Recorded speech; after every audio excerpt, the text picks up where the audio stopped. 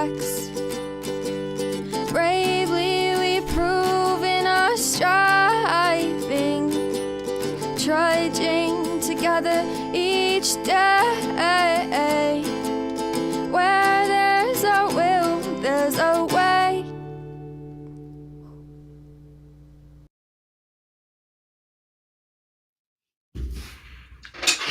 Good afternoon. Yeah. What? I'm not. I'll just let you know now, I'm not in the best of moods. People are just, they've gotten to me.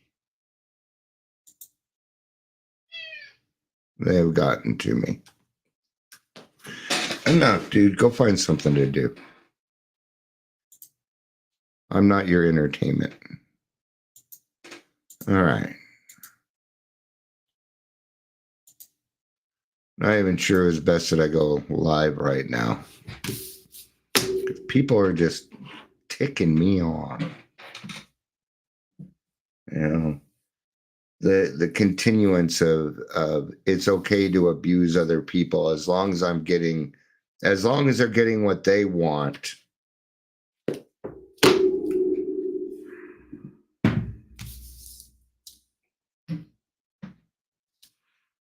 This irritates me. Good example is I've been trying to work with these people today. I left them a message and told them, hey, you know, this whole inaction thing and ignoring, I'm not going to do it anymore. You're either going to have to get on board, or I'm going to find somebody else to work with, man. I'll just find somebody else. Michelle, Leisure, Heather, good to see y'all. Part of this has to do with, you know, my wife is taking care of her father, a man that didn't do shit for her. He didn't do anything for her. And his ex-wife continues to put shit off, make things difficult. We haven't been paid in months. And sure, bills are being paid, but we don't have extra money to do anything. We're destitute at this point. We're going to be destitute if this shit doesn't get taken care of like immediately. You know, working 60 hours a week and not getting anything out of it.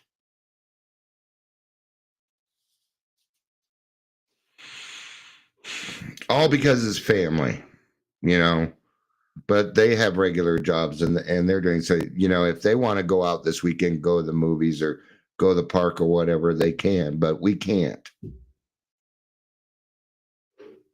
Drives me fucking nuts.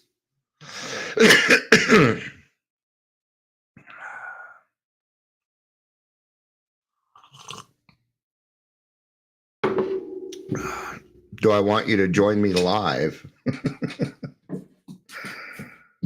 Nah, that's okay, brother. I appreciate it. Unless you want to. Here. Can't say no when things are offered in AA, right? We got to stay open-minded. There you go. Anybody that wants to join, that's all you got to click. If that doesn't work for you, let me know. But I'm not going to sit here and talk about how people are irritating the fuck out of me because that's just going to make it worse. It's not going to make things better. It won't. And, you know, my wife's already going through enough stuff. I don't need to make it worse for her either. So,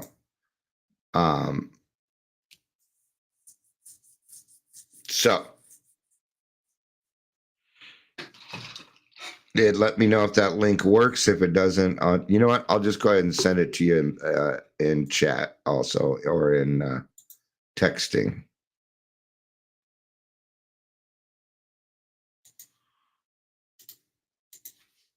There you go.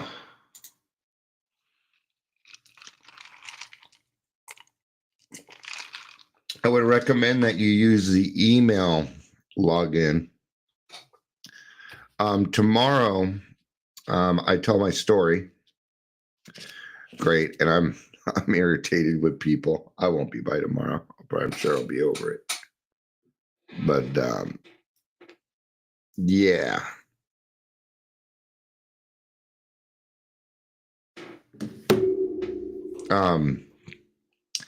If you'd like to join that, I'm going to use our Zoom room, and I'll make an announcement tomorrow at the meeting. There he is in front of his house, where he does all of his stuff in front of his house. How you doing, brother? There's the leisure studio. What one branch of it? Yeah. You also have a room you do it, but yeah, leisure likes to come walking out his front door and up to the camera. It's kind of you got to do things a little differently than everybody else here and there for people to watch. But for everybody that hasn't met Leisure, there he is in all his glory. All my glory. What there is of it. Yeah, what's left of it anyway, right? Dude, that's right. But you know what? We got to wake up every day. Yeah. We got to wake up and some people don't have that choice to wake up every day, you know. Right. We got to wake up. We have the opportunity to make choices. Hopefully we make the best of that opportunity, brother. I know you do. Yeah. Yeah. Certainly a big difference from even waking up and coming to. Yeah. You know, now I don't get up in the mornings and wonder what I did the night before, and that's comforting. Or where I am. Yeah. Exactly. So let's ask Google here what page we're going to read. Give me a random number between 1 and 164. 39. 39. There is a solution. Actually, I think that's going to be we agnostic or more about alcoholism. 39.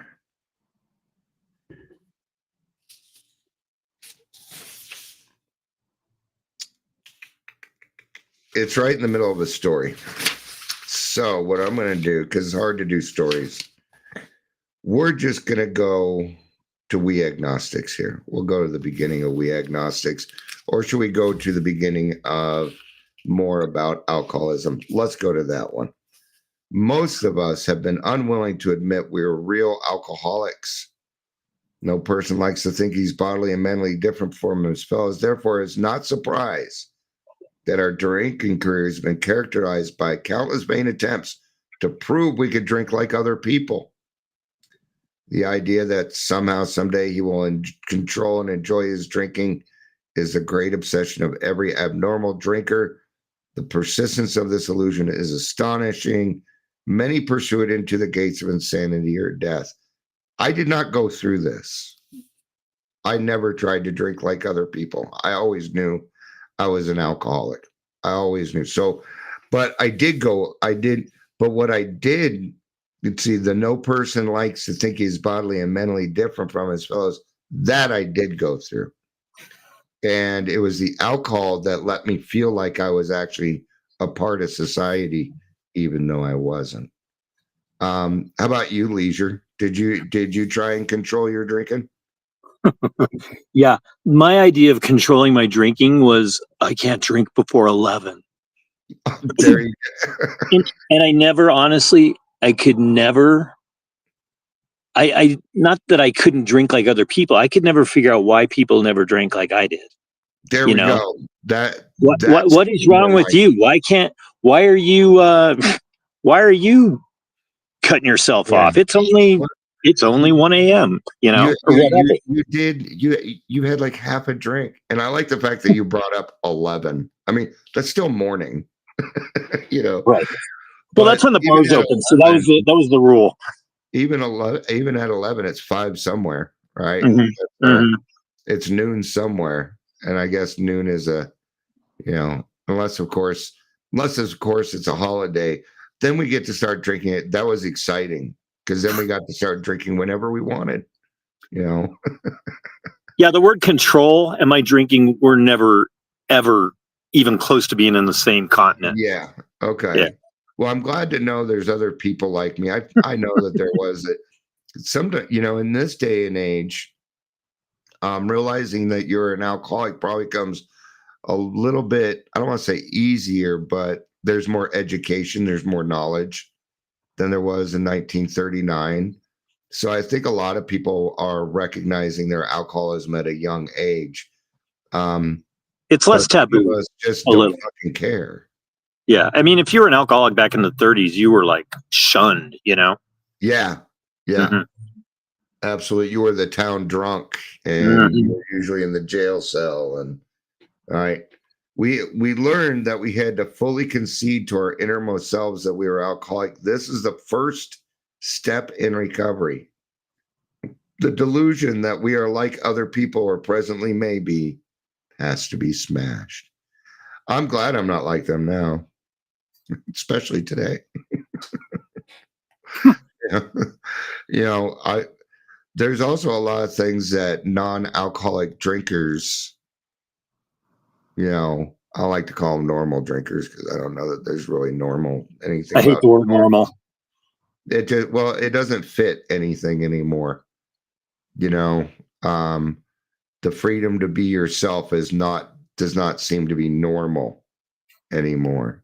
That's why I really liked growing up in the 80s. It was the freedom to be who you were when we were growing up. In fact, the weirder you were, the better off you were back in the 80s. Right. But I know I'm not like other people. I've always known that. But it's also knowing that I wasn't like other people is also what kept me separated and exacerbated my alcoholism. It made my alcoholism worse because I knew I wasn't like other people. So my thought process was, well, you're going to call me an alcoholic of 14. I'll fucking show you alcoholic. I'm going to be the best alcoholic. I'm going to get a PhD in drunk. Heck yeah. We alcoholics are men and women who have lost the ability to control our drinking. We know that no real alcoholic ever recovers control. All of us felt at times that we were regaining control, but such intervals, usually brief, were inevitably followed by still less control, which in time led to pitiful and incomprehensible demoralization. We are convinced to a man that alcoholics of our type are in the grip of progressive illness. Over any considerable period of we get worse, never better. Now, I did go through this. I didn't feel like I never tried to regain control, but when it came time to quit, that's when I felt my pitiful and incomprehensible demoralization. When I was 18, it was easy to quit. I wasn't even getting hangovers. At 45, I'd wake up, and if I didn't put alcohol in my system, it would kill me. All right. So trying to get off the alcohol, man. I would realize pretty darn quick just exactly how bad off I was. What was it like for you in those last days of drinking, brother? Lonely. Really lonely, man. Yeah, lonely, and I think I've said it. I know I've said it in a 1,000 meetings, but my second meeting was like 6 years after my first meeting. My first meeting, I sat in there and I was like, all these people are doing is talking about drinking. I can do that at the fucking bar, and have a drink while I'm doing it. And that was like, seriously, like that's how an alcoholic thinks. That was my mindset, Absolutely it is. My second meeting though, after a lot of shit had crumbled down and thankfully that's as far as it crumbled and didn't crumble any further. But I sat in there, with my mouth shut. It wasn't that I wanted to say anything. I didn't even want to fucking see anybody, Yeah. And I was that unique guy. Oh, you don't understand. And then listening to people, I was like, oh wait, that's me. Oh wait, that's me. Oh wait, that's me. Yeah. And then seeing that word in the first step, unmanageable. And it just jumped out. I was like, that's exactly where I'm at right now. My life is fucking unmanageable. Yeah. Maybe I'm in the right place here. It feels like unmanageable is easier to accept than alcoholic. Yeah. When we get to a point, and I was discussing this with Aurora Mental Health yesterday, we get to a point where We're just not willing to accept the consequences of what's going on anymore. Because the biggest denial I have found anyway in my experience working with people is we think we're not hurting anyone. And that's why we end up drinking alone. And this is exactly what I told him yesterday. This is why we drink alone, because it makes us think we're not hurting anybody. But once the alcoholic realizes how bad they're hurting the people that they love, even if they don't love themselves, become willing to change. That's what happens, because when it comes down to it, we are bodily and mentally different. But most alcoholics that I know, good, bad, or indifferent, have servants' hearts. They may be using it wrong or whatever, but they tend to have servants' hearts. Even when we're out there trying to play God and arrange the show, we literally think we are doing what is best for everybody. Yes. We really do think that. I thought I was helping, and I wasn't. I was just making it worse, and I didn't realize it. I didn't know it. I was naive to the fact that that me drinking alone and not allowing anybody to see what I was going through was killing my children, because I wasn't spending any time with them. I wasn't around. I wasn't available. Even if I was home and they were there too, I still wasn't available, because Dad was doing what Dad wanted to do, get drunk, and who knows what I did anymore. Lonely. Yeah, I was very lonely. Absolutely. And I put myself there. Well, the alcohol certainly helped with that. But, I joke quite often that my story is just a George Thorogood song. I drink alone, me and my good friend Buddy Weiser, or me and my friend Pabst, and then Jim Beam and I like to play this game called Leave Me the Fuck Alone. That was our game, and we were very, very good at it. So, all right. We are like men who have lost their legs. They never grow new ones. Neither does there appear to be any kind of treatment which will make alcoholics of our kind like other men. We have tried every imaginable remedy. In some instances, there has been brief recovery, followed always by a still worse relapse. Physicians who are familiar with alcoholism agree there's no such thing as making a normal drinker out of an alcoholic. Science may one day accomplish this, but it hasn't done so yet. All right. There were times when I quit for a little bit with the help of AA, and things, but it would always get to a point, man, I feel so much better. I feel good, because I finally got a good night's sleep or something happened. And, but I never slipped or relapsed because life was shit. I always relapsed because life was good. I couldn't handle the excitement. I couldn't handle those big, happy emotions. And even now it's difficult for me. Too much excitement tends to lead to anxiety for me, because I don't know what to do with myself.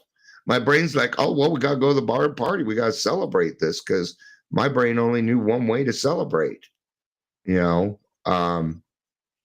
science still hasn't accomplished it yet. They'd have to rewrite our DNA, I believe, in order to make us normal drinkers. Oh, yeah, I'm a normal drinker. I can go have sex. See, I've already lost it, because normal drinkers, even when we go bar, okay, I'm going to drink like a normal drinker. I'm going to go to the bar, have 2 or 3, and that's it. Right. And that makes sense. Normal drinkers, 1 or less. Non-alcoholic drinkers are lightweights. Yeah. Yeah.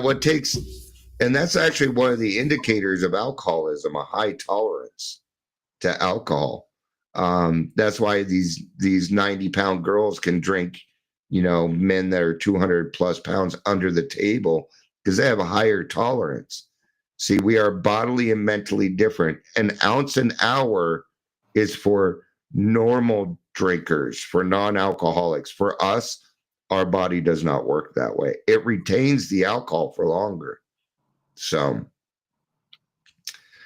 despite all we can say, many who are real alcoholic are not going to believe they're in that class. By every form of self-deception and experimentation, they will try to prove themselves exceptions to the rule, therefore non-alcoholic. Denial. Anyone who's showing signs of an inability to control his drinking can do the right about face and drink like a gentleman. Our hats are off to him. Heaven knows we have tried hard enough and long enough to drink like other people. Well, and also, never met anybody that did it. Dion, Right? if I were to admit that I had an alcohol problem, guess what I would have to do? I would have to stop drinking.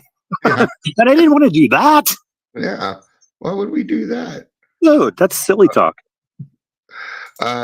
Michelle says science is actually trying to find out what is in our DNA. And what a useless way to spend their time, honestly. What a useless waste of time.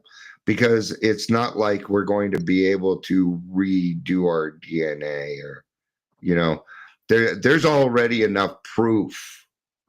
There's already enough proof for me to understand that I was born an alcoholic. I don't need science to prove it for me. My experience shows it. And my experience is much more fact than any kind of scientific discovery. My arrest record proves it. Yeah. Because what is science? Well, it's research and search again and again. Well, you're talking about my life. You're talking about my life. Michelle says they know our DNA is different, but why? Yeah. We always got to know why, don't we? Why? But why? Why, God? Maybe one day they'll figure it out. But the thing is even every time I think of something, that's like microdosing, right? The mushrooms, because I have PTSD, and when it kind of came out, I looked into it. But this is what happened. I was thinking to myself, okay, hi Ingrid, it's good to see you. I'm like, okay, so if I'm gonna microdose, that means I can only do a little bit each day. I look into it, it's like once every 6 months. See, and I already knew I was off. Because my brain's thinking every day, and there's frustration in 6 months. And that's how I knew I shouldn't do it. That's how I figured it out, because my brain couldn't even wrap around that part.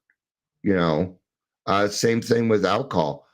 The sound of one drink frustrates me. It just makes me angry. One drink. Here are some methods we have tried. Drinking beer only. I did none of this. Limiting the number of drinks. Never drinking alone. Never drinking in the morning. There's yours. Yeah, if you have to have a rule for your drinking, you might have an alcohol problem. Well, that's, I'd love to, and it's a complete ripoff from Jeff Foxworthy, but I'd love to do a comedy where it's like, if you have to set any rules to your alcohol consumption, you might be an alcoholic. Mm-hmm. If you wake up in somebody else's bathroom in your own urine, you might be in it. See, it works. I just take up from everybody's stories. But then I'd probably get sued by Jeff Foxworthy. Drinking only at home, never having it in the house, never drinking during business hours, drinking only at parties, switching from scotch to brandy, drinking only natural wines, agreeing to resign if ever drunk on the job, taking a trip, not taking a trip, swearing off forever with and without a solemn oath. I will never pinky swear again, ever in my life. Taking more physical exercise, reading inspirational books, going to health farms and sanitariums, accepting voluntary commitment to asylums. We could increase the list ad infinitum. I said I didn't do any of these, but I was wrong, because I did accept voluntary help, the voluntary commitment to asylums, not asylums, but detox. I put myself in detox 22 times in 2 years. I did that myself. Nobody made me. because I knew if I kept taking away my freedom, that eventually I'd quit drinking, and it worked. It worked for me, because one of my biggest things is not having my freedom through no fault of my own. It's happened to me a lot in my life. So, although I was part of it, believe it or not. We do not like to pronounce any individual as alcoholic, but you can quickly diagnose yourself. This next part, I don't tell anybody to do. I get why they're saying it, but what I do appreciate here is you can quickly diagnose yourself, because alcoholism was one of the only mental illnesses where self-diagnosis is the only true diagnosis. You are not an alcoholic until you say you are an alcoholic. Before that, you have alcohol use disorder, which can land in several different spots. It could even be a phase. My first ex-wife, I met her in AA, but she is not an alcoholic. She's not. I would talk to her, and some of the things she wouldn't understand that I would say. And it was alcoholic talk. She got in trouble with a DUI. She did do the steps, got a sponsor, found her own higher power, though. So there you go. She got something out of AA. But from my understanding, she has alcohol in the house, but she was going through a phase. She found alcohol, did some wrong things, got in trouble, and that was it. And she stopped using it that way. She an alcoholic? No. No, she was, but she found an answer through AA, which is pretty cool. And because of AA, yeah, she hates her ex-husband, but she loves her son, so she got something out of it, right?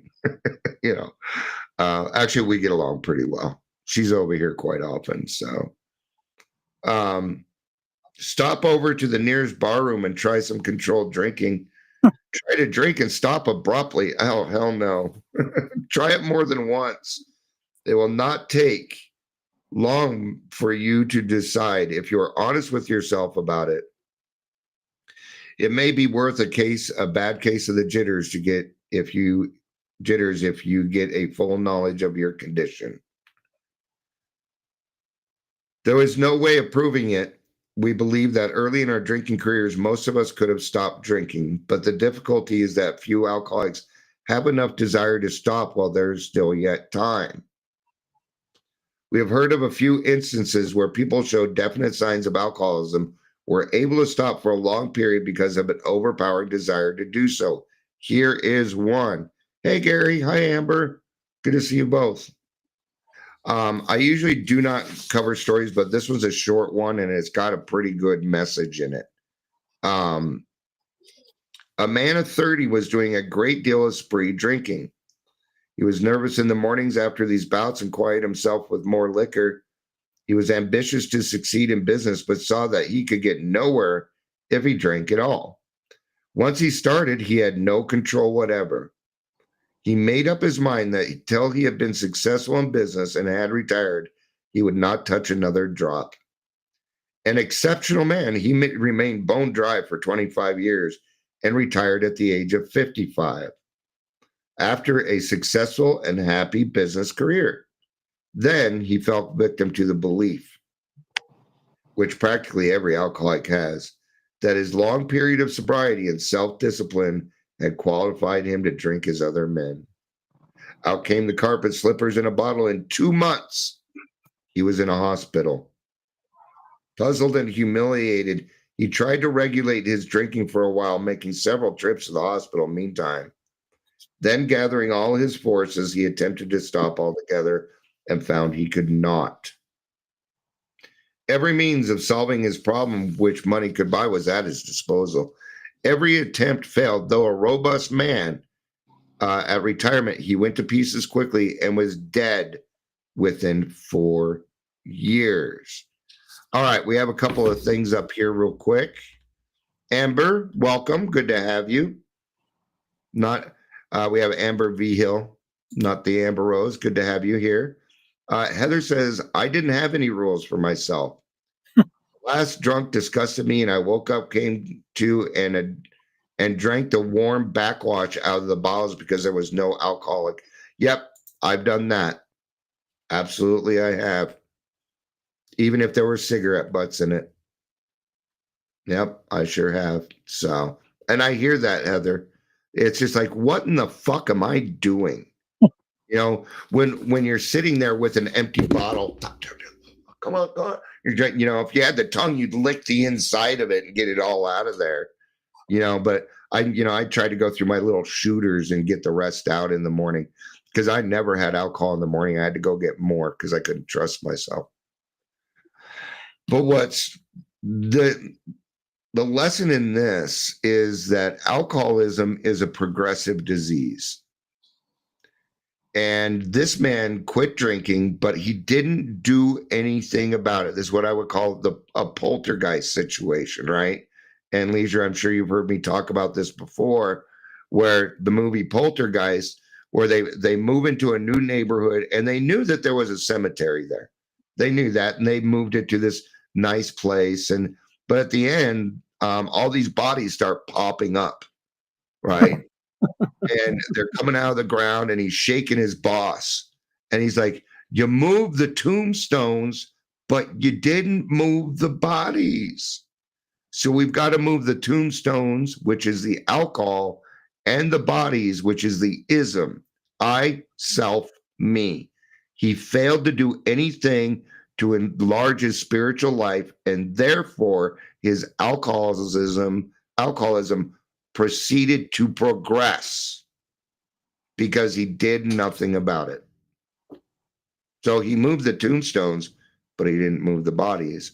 So when he started drinking again, he had the same tolerance to alcohol that he did when he stopped. And now once he started, he could not stop. And it was not the same anymore because his alcoholism had progressed. Weird. We got one of the only diseases where remission is God. That is our remission.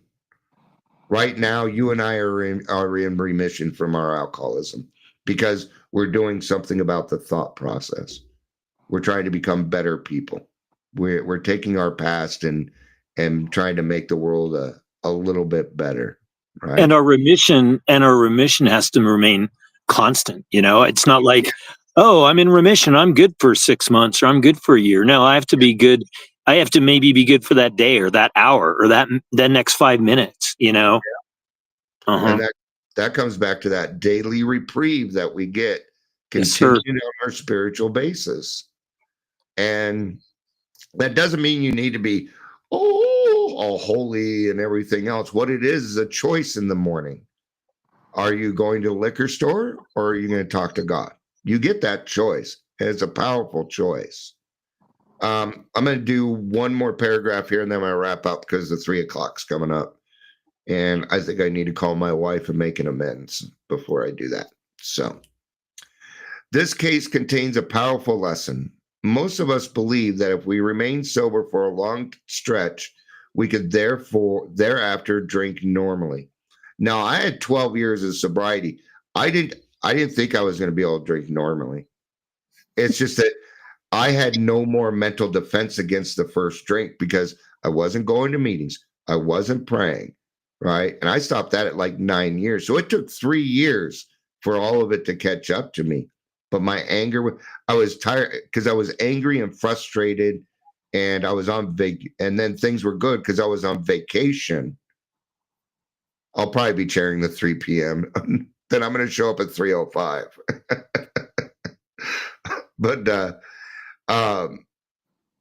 But here, man, at 35 years, found he was just where he had left off at 55 years. Found he was just where he had left off at 30. Not quite true. His disease had progressed. We've learned a little bit more. So it wasn't the same. It wasn't quite the same. But what he didn't have is a good reason to quit before it was being in business, right? When he chased that money. And I would ask, how happy was he during those 25 years that he didn't drink? Was he very happy, or was he a jerk boss, or was he a good guy? Kind of curious about that. We have seen the truth demonstrated again and again. Once an alcoholic, always an alcoholic. Commencing to drink after a period of sobriety, we are in short time as bad as ever. If we are planning to stop drinking, there must be no reservation of any kind, no lurking notion that someday we will be immune to alcohol. Now, when I got sober, when I got sober the first time, I was 18. I was living on Skid Row. When I relapsed, it wasn't but 4 or 5 months before I was homeless again. I went right back. It went right back. I lost everything. Everything just disappeared real quick. It was so fast. Now, granted, I was not living on Skid Row. I had developed some other skills to allow me to talk people into, let me sleep on their couches. I'll put it that way without getting, let's just put it this way. I was a male slut. I'll just put it that way. Right. So, but yeah, we have to get past that someday that we will be immune. We can't have any lurking notions. Lurking notions are, I can drink if this situation happens, I can do. My wife, if my daughter gets married, I can drink. If I reach and this guy set a qualification for himself, right? He said, as soon as I become successful in business, I can start to drink again. And that obsession drove him to stay sober so he could get what he wanted. Yeah, I mean, at that second meeting, Dion, I mean, today I can say I was lucky because I came in with that. I was that guy with my white flag that said, you know what, I done fucked up, and I need this isn't working. Unmanageable. There you go again. Yeah. I just I think the first honest thing I said, and it was actually kind of nice when I first got into AA, was I don't know anymore. And there was comfortability in that.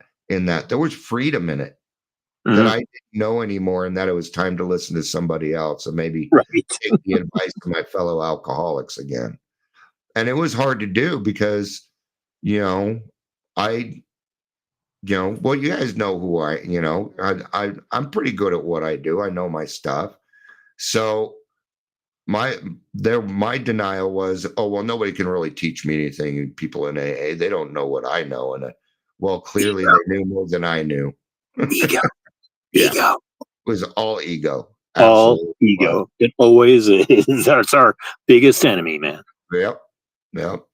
And I was wrong. I was incorrect on that. Surprise, surprise. So, all right, that's a wrap on this one. Thanks for coming on, man. It made a big difference. Brother. Help my attitude out. I appreciated that. Love you, dude. I'd be there for you, man. Absolutely. So thank you, everybody, for being here. I love you. You know I do. Peace out and have a day.